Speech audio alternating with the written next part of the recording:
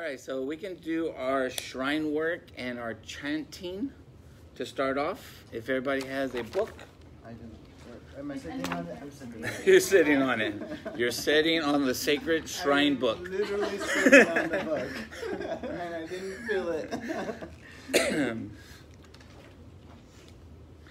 So, we do this chanting to create sacred space, to bring us, centered into the moment, to be here now, to put our good intentions out into the universe, and dedicate this practice to all sentient beings. We're setting for ourselves, and we practice for ourselves, but we also practice for everybody out there that's suffering. And so we try to chant kind of in some kind of cadence or all together, but I stumble over words, and I created this, and I even put words that I can't even pronounce, like obscurations. I always trip over obscurations, but so Observations? obscurations. What is obscurations? I don't know. We'll look it up. We'll look it up together. Do you have observations? Yeah. So just do your best, and you'll get the hang of it. And for those of you that have been here a while, just do the shrine work when it comes to your part, okay? Alrighty. Let's party. Refuge in the three jewels. I take refuge in the Buddha, the one who shows me the way in this life. I take refuge in the Dharma, the way of understanding and of love. I take refuge in the Sangha, the community that lives in harmony and awareness. Dwelling in the refuge of Buddha, I clearly see the path of light and beauty in the world. Dwelling in the refuge of Dharma, I learn to open many doors on the path of transformation. Dwelling in the refuge of Sangha, shining light that supports me, keeping my practice free from obstruction.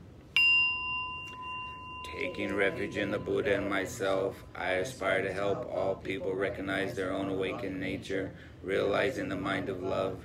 Taking refuge in the Dharma and myself, I aspire to help all people build the ways of practice and walk together on the path of liberation.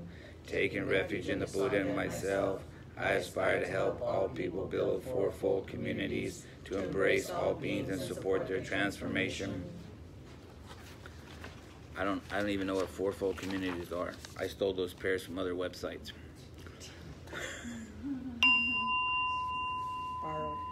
Borrowed. Yes, I borrowed. We can bow to the shrine 3 times.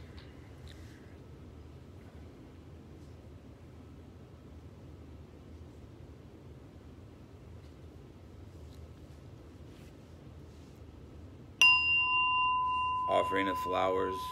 This spread of flowers, fresh hued and fragrant, I offer at the sacred lotus feet of the noble sage. With flowers in great variety, the Buddha I adore. By this merit may gain release. Even as these flowers must fade, my body too will pass away. Offering of light. With lights brightly shining, dispelling the gloom, I honor the fully awakened, that light of the triple world, who dispels the gloom of ignorance.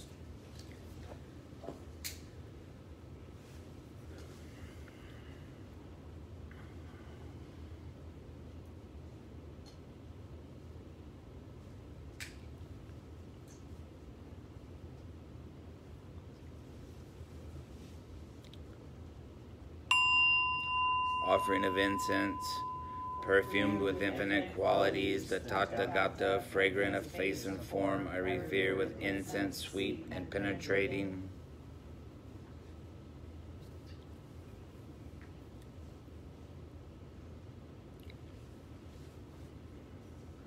Kyle, would you want to pour, whenever we do this next chant, pour water into those bowls? All right, thank you. Offering of water. We offer water, symbol of purity, to the Buddhas of all times. May this wash away the obscurations of ignorance and sate the thirst of craving and aversion.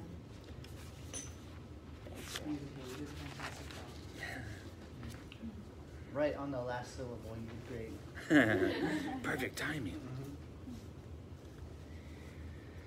All right.